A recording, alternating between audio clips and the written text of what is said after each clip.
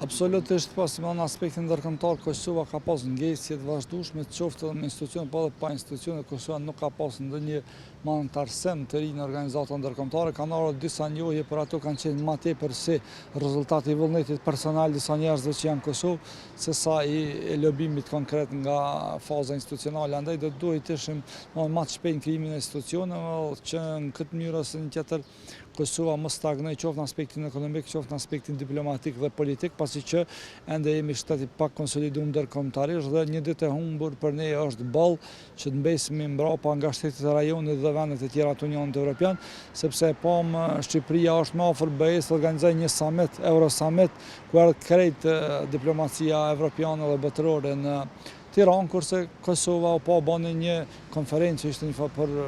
forumin e grave në paqe dhe që delegacionet ishin bukur të zbehta vetëm nga disa vende afrikane që pothuajse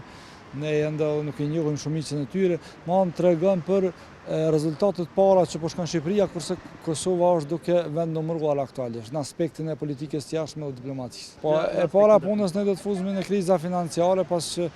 mas 6 mujorit do të ketë nevojë për projektim të buxhetit të ri dhe ky projektim do duhet të shikohet në qeveri dhe të votohet nëse ka nevojë për ndryshim në kuvendin e Kosovës, sa ndryshim nuk mund të bëhet nëse nuk ka shumicë. E dyta, komunat kanë borxhe të mëdha në rast se nuk ka miratim të buxhetit dhe votime të tilla, Ministria e Financave nuk më mund të delegoj para tek institucionet komunale dhe komuna po ja marrin për mbaruesi shumicën e kontratave të mëhershme që janë borxhe dhe nuk kemi qarkullim të paras që është me buxhetin e vitit 2025. Andaj ka probleme qoftë në sferën ekonomike, qoftë rritja e çmimit të energjisë elektrike për qytetarët dhe bizneset, janë sfidat që janë parësore para interesave politike të partive më të mëdha në Kosovë.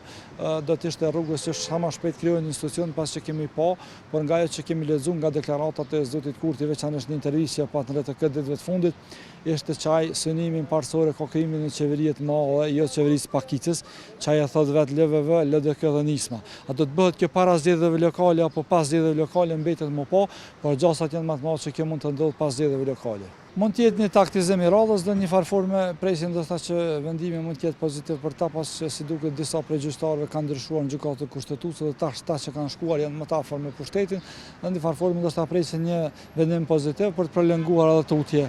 Këtë dhe nëse nuk kanë shumicë dhe po të ketë votim të fshehtë, kjo është pak problematike sepse nëse nuk ka marrëveshje politike, unë dyshoj shumë që edhe me votim fshehtë mund të kryhet dhe mendoj që nuk ka vullnet për një qeveri të pakicës, sepse nëse zoti Kurti e bën një qeveri të pakicës